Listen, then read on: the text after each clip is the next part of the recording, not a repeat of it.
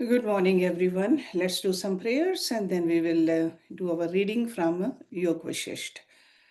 Om Guru Brahma, Guru Vishnu, Guru Devo Maheshwara, Guru Sakshat Parbrahma, Tasmai Shri Guruve Namaha. Om Bhur Tat Savitra Varenayam, Vargo Devasya Dhimahi, Diyo Yo Nah Prachodayat. अस्तो मा सद्गम्य तमसो मा ज्योतिर्गम्य मृत्युर्मा अमृतं गम्य ओम सहनावतु सहनौ भुनक्तु सवीर्यं करवावहै तेजस्विनावधीतमस्तु मा विद्विषावहै ओम शांति शांति शांति ओम.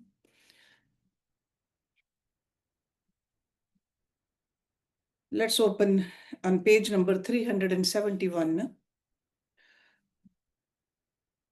रुद्र की छाया रूपने कालिका का स्वरूप तथा तांडव नृत्य का वर्णन.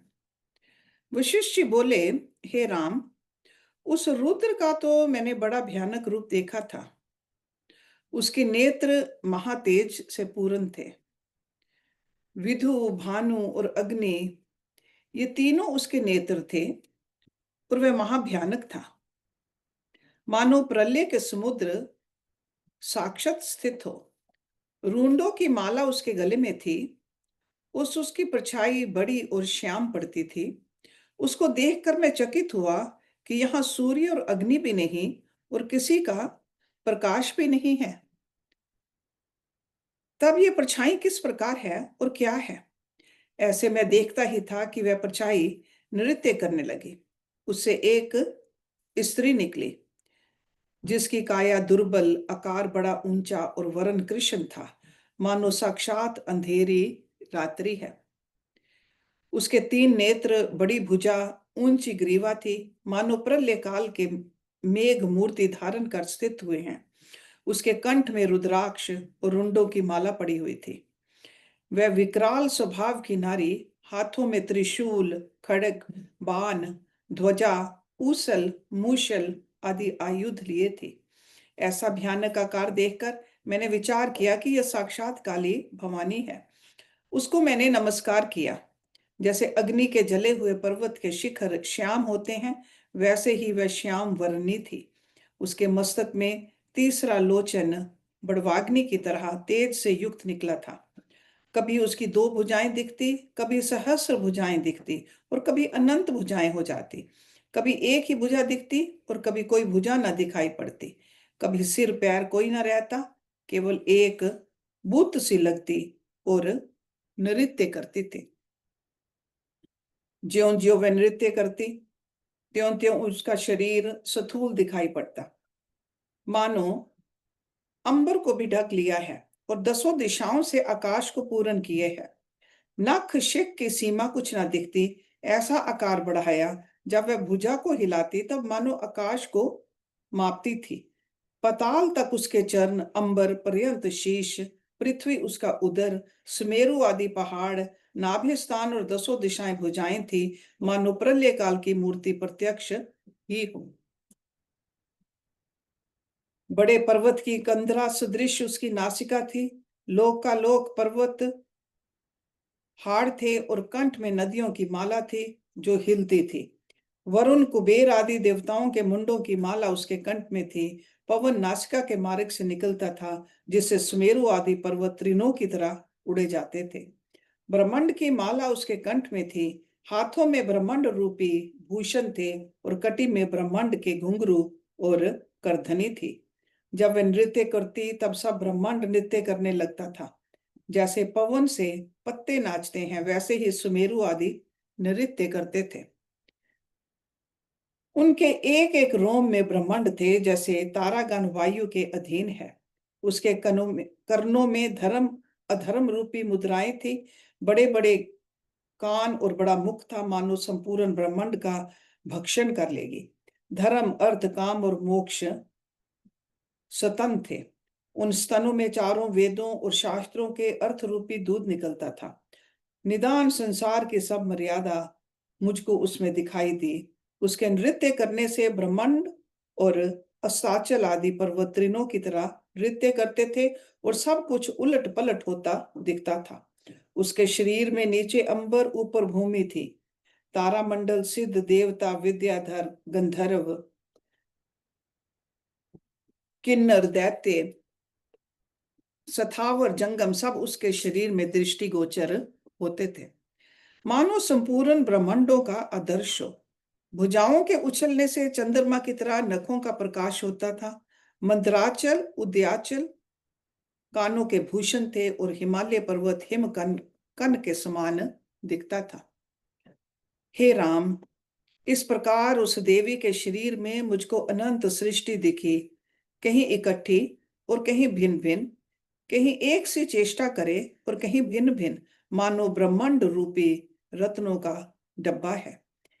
हे राम, जब मैं संकल्प सहित देखता तब मुझको सृष्टि दृष्टिगत होती, और जब आत्मा की ओर देखता तब केवल आत्मा रूप ही दिखाई देता और कुछ ना दिखता। संकल्प दृष्टि से संपूर्ण संसार नृत्य करता दिखाई पड़ता, पर ऐसा सामर्थ्य किसी का ना दिखता कि नृत्य ना करे। जगत की उत्पत्ति, स्थिति और प्रलय सब उसी में दिखते और संपूर्ण क्रिया उसी से होती दिखाई देती। उसी में सिद्ध, देवता और गंधर्व, अप्सरा विमान पर आरूढ़ फिरते और नक्षत्रों के चक्र फिरते, मानो ब्रह्मांड फिर उदित हुए हैं। जब मैं फिर आत्म दृष्टि से देखता तब ब्रह्म रूपनी भासती और संकल्प दृष्टि से संसार भासित होता। वह चित्त कला जो संकल्प रूप है उसमें सभी दिखते।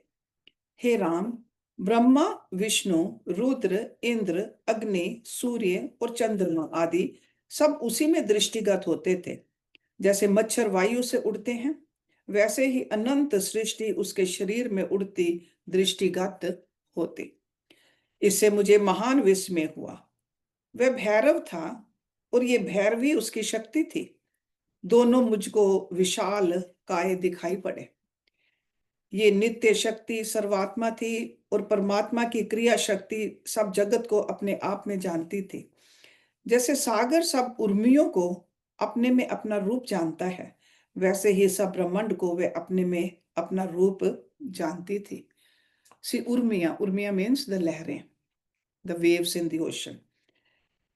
वह तो सदा शिव से भी बड़े अहंकार को धारण किए थी, मानो सब ब्रह्मांड की माला कंठ में डाले है और यम आदि सब उसकी मर्यादा है।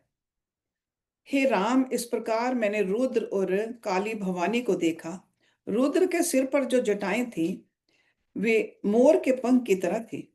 काली को मैंने देखा कि नाना प्रकार के मृग उसके साथ हैं और वह डम डम शब्द करती है।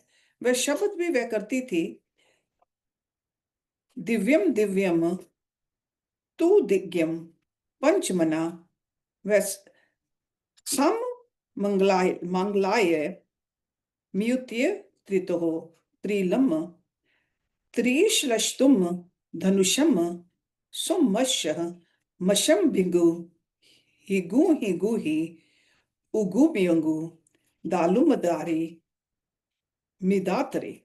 हे राम, इस प्रकार के शब्द करती हुई वह शमशानों में नृत्य करती थी।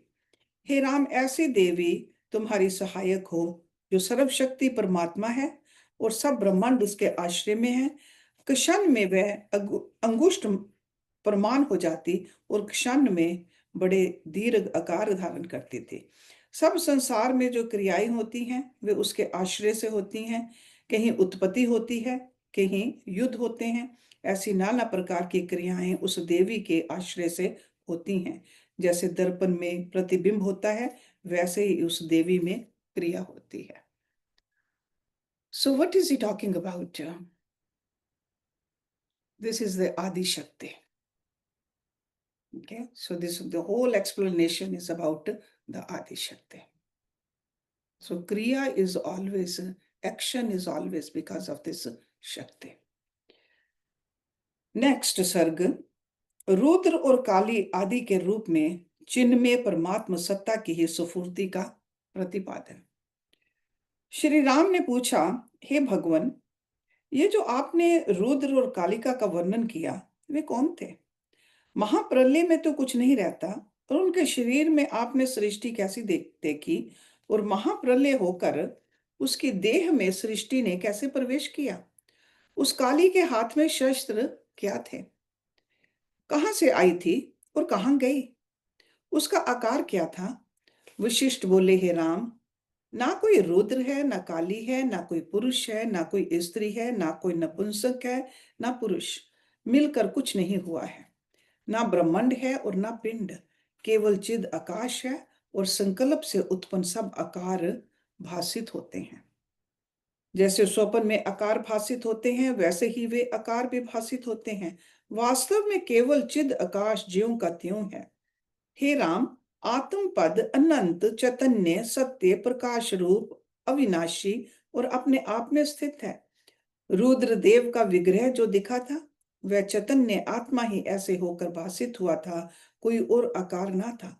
जैसे सोना ही भूषण होकर दिखता है, वैसे ही परम देव चिद आकाश होकर भासित हुआ था, क्योंकि वह चैतन्य रूप है। जैसे मधुरता एक का स्वरूप है, वैसे ही आत्मा का स्वरूप चैतन्य है। हे राम, चैतन्य सत्ता अपने स्वरूप को नहीं त्यागती, आकार होकर भासित होती है और सदा अपने आप में स्थित है। जैसे पोड़े के रस में मधुरता ना हो तो उसको कोई रस नहीं कहता, वैसे ही आत्म सत्ता में चेतनता ना हो तो उसे चैतन्य कोई ना कहे। जो आत्मा चेतनता को त्यागे तो परिणामी हो और चैतन्य ना कहाए, परंतु वह तो सदा आप अपने स्वभाव में स्थित है और किसी और अवस्था को नहीं प्राप्त हुआ। इसी से कहा कि जो कुछ भासित होता है वह आत्मा का किंचन है। हे राम, जैसे ईख के रस में मधुरता होती है, वैसे ही आत्मा में चेतनता है। चैतन्य मात्र में चेतनता लक्षण चेतनता रूप रहता है, इससे ये जगत भाव रूप है। और जो शुद्ध चिन्ह मात्र में चित्त का उत्थान ना होता तो जगत भाव ना दिखाई देता। आत्म सत्ता दोनों अवस्थाओं में सदा ज्यों की त्यों है। जैसे पवन जब स्पंदित होता है तब उसका स्पर्श रूप लक्षण प्रतीत होता है, और जब निस्पंदनता होती है तब उसमें कोई शब्द नहीं प्रवेश करता। पर वायु दोनों अवस्थाओं से एक सा है, वैसे ही शुद्ध चैतन्य में किसी शब्द का प्रवेश नहीं, पर चेतनता भाव में है और आत्म सत्ता सदा एक रस है। इससे वास्तव में ये जगत ही नहीं है। हे राम, आदि मध्य अंत संसार आकाश कल्प महाकल्प उत्पत्ति स्थिति प्रलय जन्म मरण सत असत प्रकाश अंधकार पंडित मूर्ख ज्ञानी अज्ञानी नाम रूप कर्म रूप अवलोक मनस्कार विद्या अविद्या दुख सुख बंधन मोक्ष जड़ चेतन पृथ्वी जल अग्नि वायु आकाश आना जाना जगत अजगत कुछ नहीं है। So I'm sure most of these terms you know. Avalok means देखना and manaskar means creativity. So these are the only two words I would think that you may not know. Rest they are pretty common. बढ़ना घटना मैं तुम वेद शास्त्र पुराण मंत्र आकार उकार मकार जय नाम आदि स्थावर जंगम सब जगत ब्रह्म स्वरूप है, दूसरी वस्तु कुछ नहीं। जैसे सागर में लहर बुलबुले और आवर्त सब जल रूप है, वैसे ही सब ब्रह्म स्वरूप है। ब्रह्म से भिन्न संसार कुछ वस्तु नहीं। जैसे स्वप्न में जो पर्वत दिखते हैं वे अनुभव से भिन्न नहीं होते, वैसे ही ये जगत ब्रह्म से भिन्न नहीं। जैसे सूर्य की किरणों में जल जान पड़ता है, वैसे ही आत्म सत्ता संसार रूप होकर भासित होती है। हे राम, ब्रह्मा विष्णु रुद्र इंद्र वरुण कुबेर यम चंद्रमा सूर्य अग्नि जल पृथ्वी वायु आकाश आदि जितने शब्द हैं वे सब ब्रह्म सत्ता से ही होकर स्थित हुए हैं, परंतु सत्ता अपने आप में ज्यों की त्यों है, कभी परिणाम को नहीं प्राप्त हुई और वही सत्ता सबकी आत्मा है। जैसे सागर अपने तरंग भाव को त्यागे तो अपने सौम्य भाव में स्थित होता है, वैसे ही ब्रह्म फुरने को त्यागे तो अपने स्वभाव में स्थित हो, जो अनाम्य है, अर्थात दुखों से रहित, परम शांति रूप, अनंत और निर्विकार। जब इस प्रकार बोध हो तब जीव उस ब्रह्म सत्ता को प्राप्त हो। बोध अबोध, विधि निषेध भी वही है। जैसे जल और सागर की संज्ञा कही है और लहर शब्द कहने से विलक्षण भाषित होता है, पर जब जल तरंग बुद्धि को त्यागे तब केवल समुद्र रूप है। वैसे ही ये जीव जब अपने जीवत्व भाव को त्यागे तब आत्म रूपी सागर को प्राप्त हो, अर्थात जब दृश्य का संबंध त्याग करे तब आत्मा हो। नेक्स्ट सर्ग। शिव और शक्ति के यथार्थ रूप का विवेचन, कालिका द्वारा शिव दर्शन और शिव में विलीन होना। वशिष्ठ जी बोले, हे राम, तुमसे मैंने जो चिद आकाश कहा है वह परम चिद आकाश है और सदा अपने आप में स्थित है। हे राम, शुद्ध चिद आकाश जो मैंने कहा है वही ये रुद्र रूप है और वही नृत्य निरत था। वहां आकार कोई ना था, केवल चिद घन सत्ता थी और वही ऐसे होकर किंचन होती थी। हे राम, जब मैं आत्म दृष्टि से देखता था तब मुझको चिद आकाश रूप ही भासित होता था। हे राम, जो मेरे जैसा हो वही वैसा रूप देख सकता है और नहीं देख सकता। हे राम, जिसका नाम कृतांत है वही रुद्र और वही भैरव है। वही कृतांत की मूर्ति नृत्य करके अंतर्ध्यान हो गई। वास्तव में वह रूप माया मात्र था। ये चैतन्य सत्ता के आश्रित नाचते थे। हे राम, जैसे सोने में भूषण है परंतु वे सोने के बिना नहीं होते, वैसे ही चेतनता किंचन से संसार भासित होता है और फिर वही प्रमाद से आदि भौतिक हो जाता है। वास्तव में शुद्ध चिद आकाश रूप ही है और चेतनता से वही संसार दिखता है। श्री राम ने पूछा, हे भगवन, प्रथम तो आपने कहा कि अद्वैत आत्म तत्व में ये जगत प्रमाद से कल्पित है और जो है तो कल्प के अंत में नाश हो जाता है, केवल अद्वैत सत्ता रहती है। अब फिर आप ही कहते हो कि चैतन्यता से संसार भासता है। अद्वैत में चैत्यता कैसे हुई और कौन चेतने वाला हुआ? प्रलय के अनंतर काली कैसे भासित हुई? वशिष्ठ जी बोले, हे राम, ना कोई चैत्य है और ना कोई चेतता है, केवल आत्म सत्ता अपने आप में स्थित है, जो चैतन्य घन शुद्ध और शांत रूप है। उसी को शिव तत्व भी कहते हैं।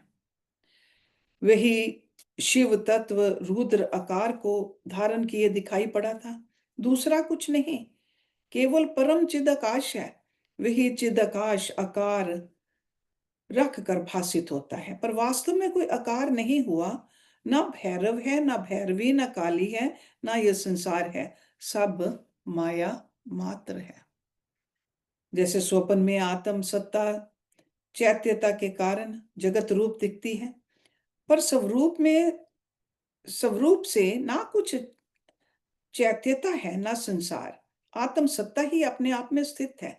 वैसे ही उस संसार को भी जानो, कुछ और नहीं हुआ, अद्वैत सत्ता ही है।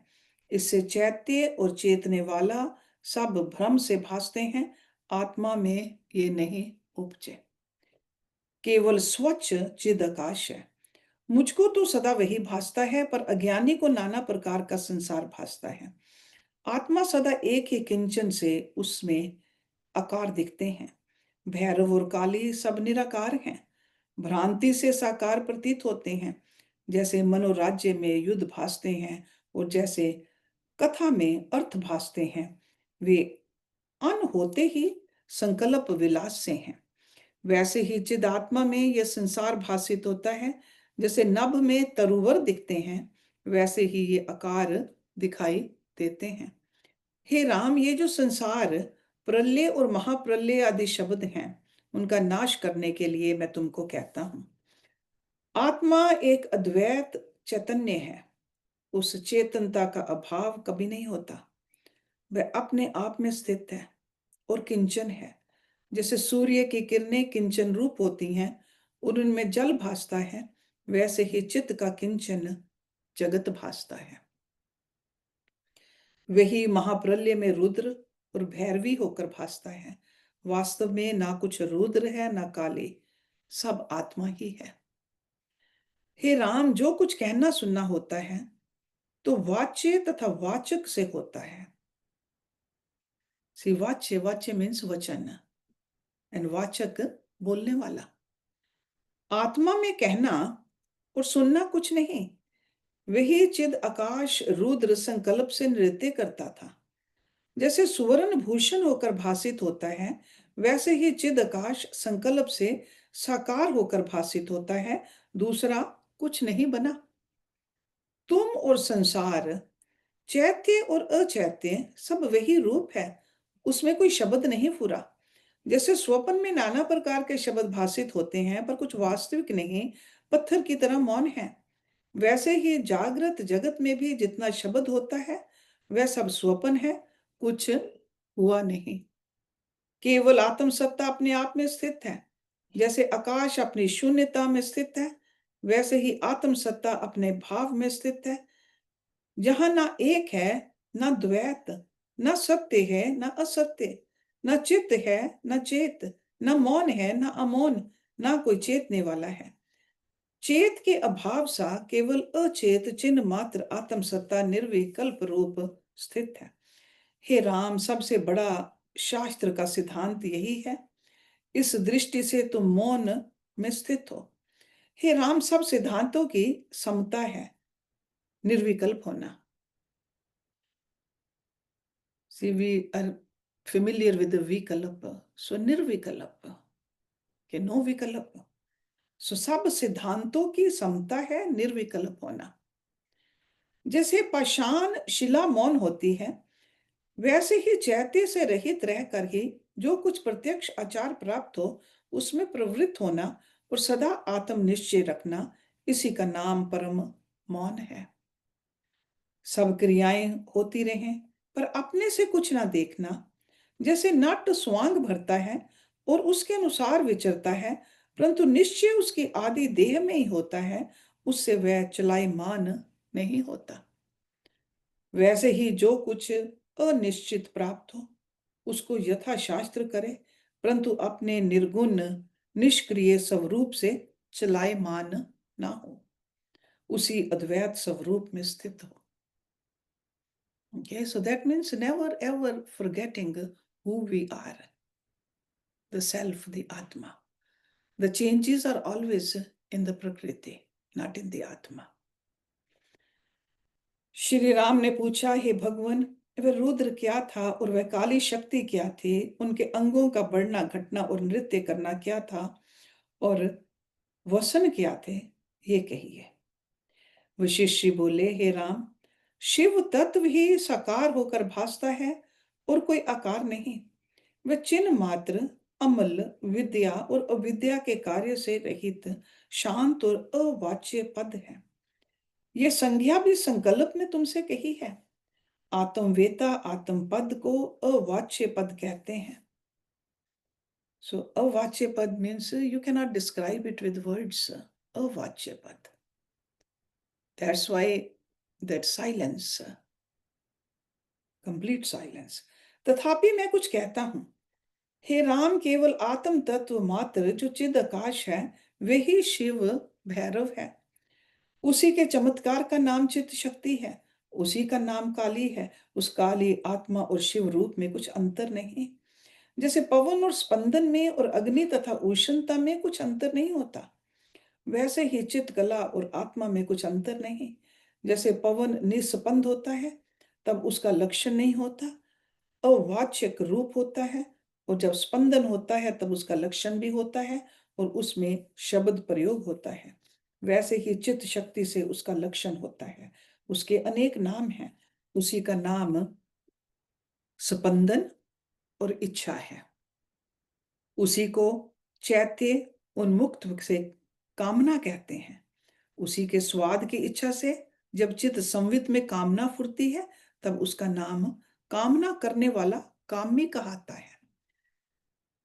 फिर आगे दृश्य होता है, जब त्रिपुटी हुई अर्थात कामना, वासक और वास्य हुए, तब वासक को जीव कहते हैं, जो जीवत्व भाव लेकर स्थित होता है। तब इसको यह भावना होती है कि मैं जीव हूं और मेरा नाश कभी ना हो, इस इच्छा से जीव कहलाता है। चित्त शक्ति की जो ऐसी संज्ञा होती है, वह स्पंदन में होती है, पर शिव तत्व असुफुरन है और अचेत शक्ति में फुरने की तरह स्थित है। जैसे सूर्य की किरणों में जल नहीं होता और हुए की तरह भासता है, वैसे ही ये संसार है नहीं और हुए की तरह दिखता है। इससे उसको ये संज्ञा देते हैं। संज्ञा, संज्ञा मीन्स नेम। परमात्मा की क्रिया शक्ति काली प्रथम तो कारण रूप प्रकृति है और उसी से सब हैं। इसी से प्रकृति रूप है, वह विकृति अर्थात किसी का कार्य नहीं है। महातत्व, पंचभूत और अहंकार, ये 7 प्रकृति विकृति हैं। ओके, अर्थात कार्य भी है और कारण भी है। Okay, so Panchbhut, you are familiar with those 5 elements, and Mahat Tattva and Ahankar. So altogether 7. कार्य आदि देवी के हैं और कारण षोडश के हैं। पंच ज्ञान इंद्रियां, पंच कर्म इंद्रियां, पंच प्राण और एक मन। Okay, so 16. That is called षोडश। इनके सप्तदश कार्य हैं। षोडश विकृति है अर्थात कार्य रूप हैं, कारण किसी के नहीं। 17वां पुरुष जो परमात्मा का अंश है, वह अद्वैत अचिंत्य है और चिन्ह मात्र है, ना किसी का कारण है न कार्य, अपने आप में स्थित है। इसे कारण कार्य में जितनी द्वैत कलना है, वह सब चित्त शक्ति में स्थित है।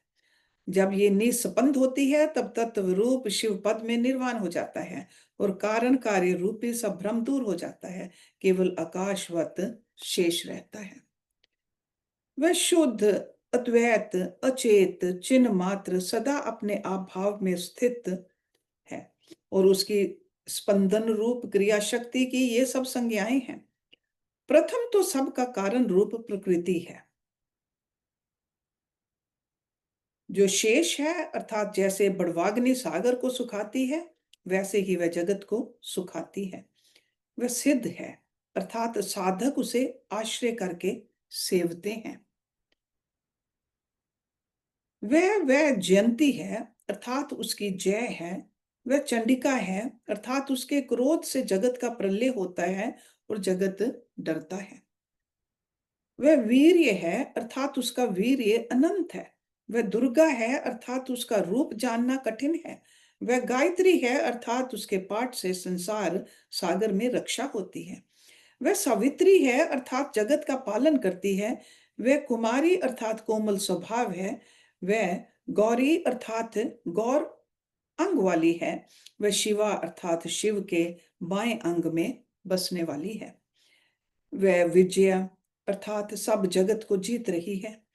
वह सुशक्ति है अर्थात अद्वैत आत्मा में उसने विलास रचा है।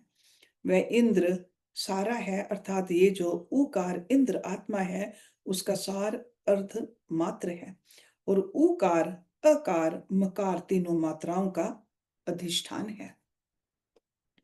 हे राम, राजसी तामसी और सात्विकी 3 प्रकार की जो क्रियाएं होती हैं, वे इसी से होती हैं। ये सब क्रिया शक्ति की संज्ञाएं कही गई हैं। अब उसका शस्त्र और बढ़ना घटना सुनो। हे राम, वह जो नृत्य निरत थी, वही क्रिया है। वह क्रिया सात्विकी राजसी और तामसी 3 प्रकार की है। मूसल जो था, वह ग्राम पुर और नगर थे और उसके अंग सृष्टि थे। जब उसका शिव से व्यतिरेक होता था, तब उसके अंग सृष्टि रूप अनेक हो जाते थे, और जब वह शिव की ओर जाती थी तब सृष्टि रूप अंग थोड़े हो जाते थे। वह जब शिव को आ मिलती थी तब शिव ही होती थी, सृष्टि रूपी अंग कोई ना रहता था।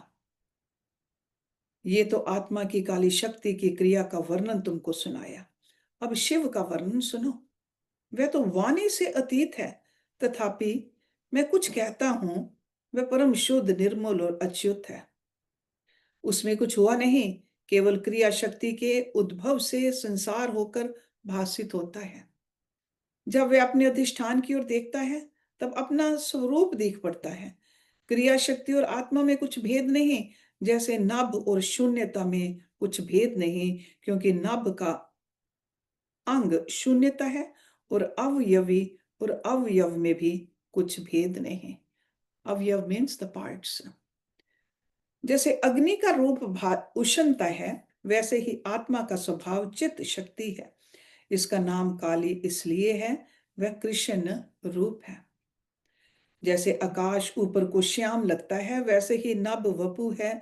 जैसे आकाश निराकार है, वैसे ही काली निराकार श्याम भासती है। नभ की तरह इसका शरीर है, इससे इसका नाम कृष्ण वपु है, और काली का अर्थ संसार के नाश के अर्थ है। वे जब स्वरूप की ओर आती है तब संसार का नाश करने वाली है। हे राम, स्पंदन शक्ति का जब तक शिव से व्यतिरेक है तब तक वह जगत को रचती है। ओके, सो व्यतिरेक means on the other side. व्यतिरेक जहां ये है वहां संसार है, संसार से विलग नहीं रहती।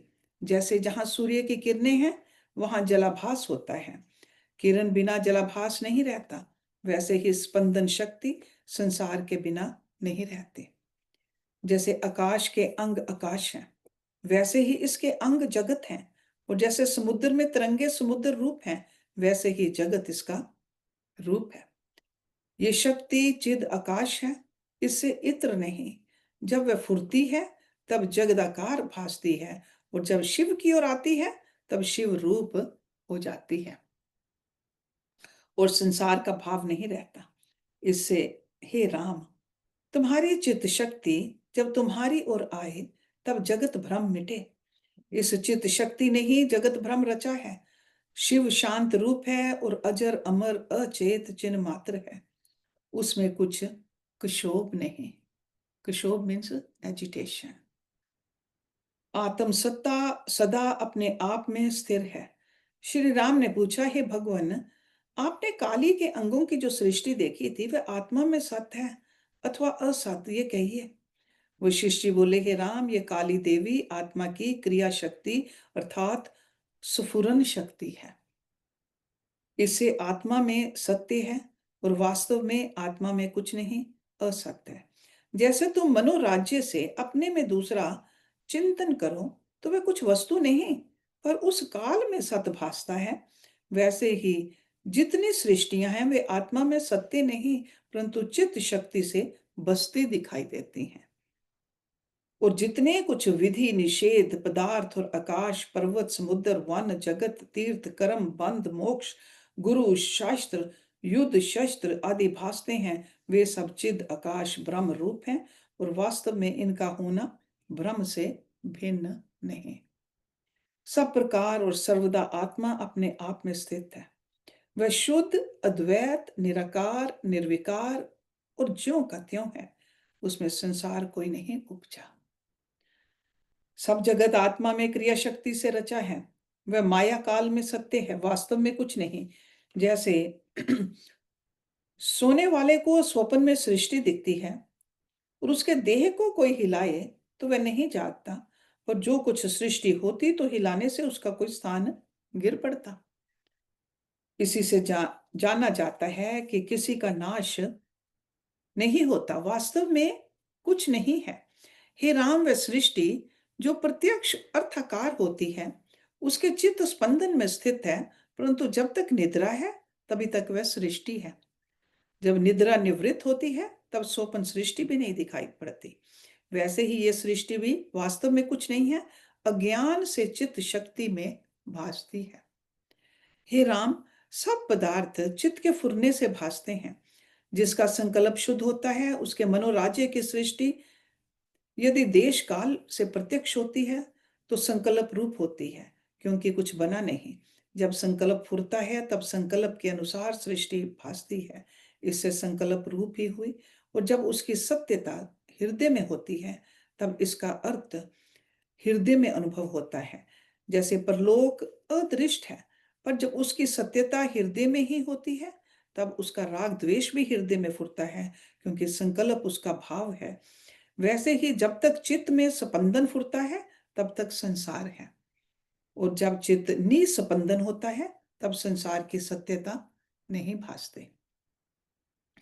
हे राम, ये सब जगत क्रिया शक्ति ने आत्मा में रचा है।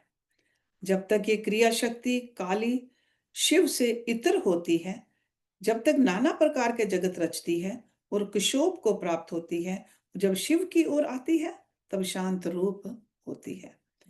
तब फिर उसकी प्रकृति संज्ञा नहीं रहती, ये अद्वैत तत्व में अद्वैत रूप हो जाती है। जब तक पवन चलता है तब तक शीत उष्ण सुगंध दुर्गंध बड़ी और छोटी संज्ञा होती है, और जब ठहरता है तब ये नहीं कहा जाता कि ऐसा है अथवा वैसा। वैसे ही जब तक चित्त शक्ति स्पंदन रूप होती है तब तक संसार रचती है और प्रकृति कारण रूप कहलाती है। उसमें दो प्रकार के शब्द होते हैं, विद्या और अविद्या। हे राम, जो कुछ कहना होता है वह स्पंदन रूप जो चित्र लिखा है उसमें है। वह जब शिव तत्व के अंतर्गत होती है तब अद्वैत रूप हो जाती है, वहां किसी शब्द की गति नहीं। हे राम, शिव क्या है और शक्ति क्या है, ये भी सुनो। ये सब जीव शिव रूप हैं और इनके चित्त का फुरना काली है।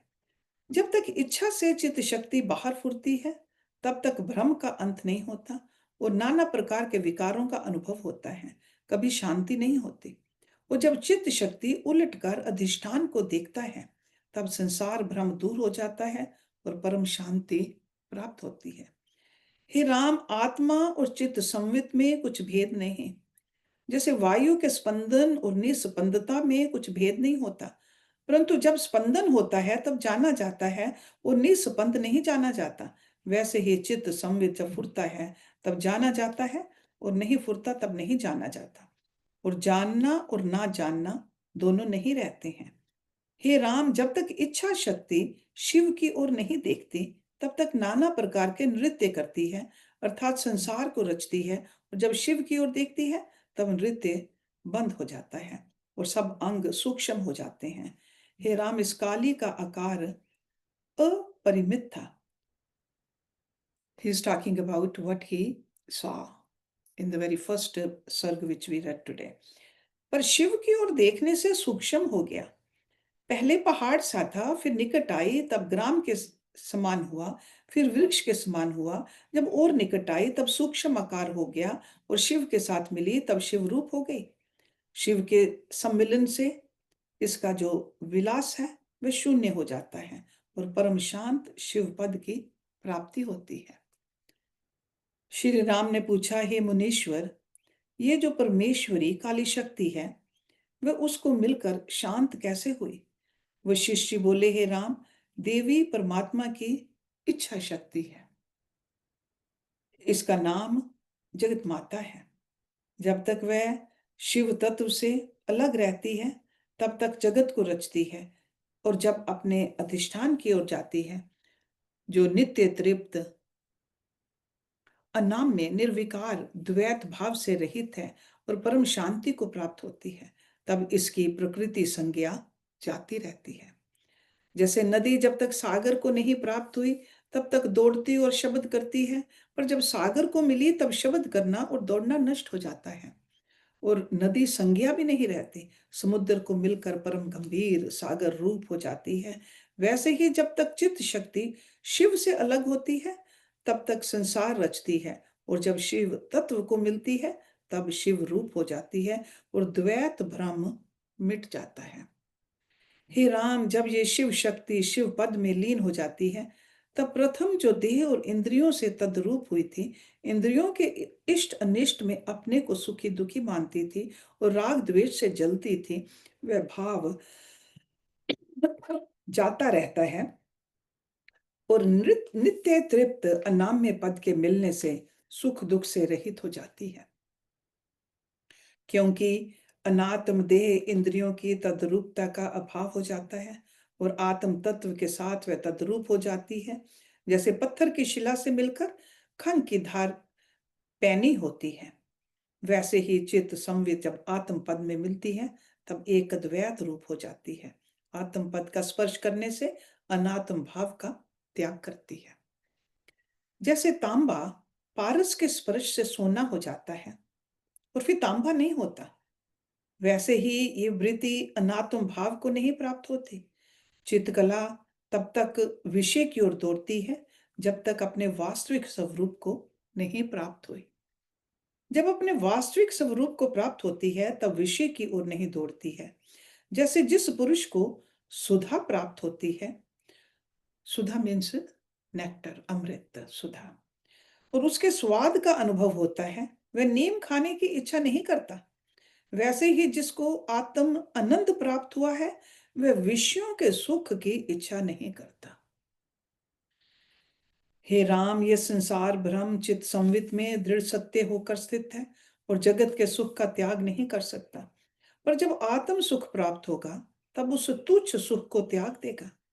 जैसे किसी पुरुष को जब तक पारस नहीं मिलता तब तक वह और धन को त्याग नहीं कर सकता, पर जब पारस प्राप्त हो जाता है तब तुच्छ धन का त्याग करता है और फिर धन के लिए कोई यत्न नहीं करता। वैसे ही जब जीव को आत्मानंद प्राप्त होता है तब वह विषय के सुख का त्याग करता है, उसे पाने का यत्न नहीं करता। हे राम, भ्रमर तब तक और स्थानों में घूमता है जब तक कमल की पंक्ति पर नहीं पहुंचता, पर जब उस पंक्ति पर पहुंच जाता है तब और स्थान को त्याग देता है। वैसे ही चित्त शक्ति जब आत्म पद में लीन होती है तब किसी वस्तु की इच्छा नहीं करती, निर्विकल्प पद को प्राप्त होती है। We'll stop it here today and we'll start with the next सर्ग, which says महारुद्र तथा ब्रह्मांड के दोनों खंडों को निगल कर चिद आकाश रूप में स्थित होना, वशिष्ठ जी द्वारा अनेक अन्य सृष्टियों को देखना। ओम पूर्णमदा पूर्णमिदं पूर्णात् पूर्णम उदच्यते पूर्णस्य पूर्णमादाय पूर्णमेवावशिष्यते। ओम शांति शांति शांति। Thank you very much.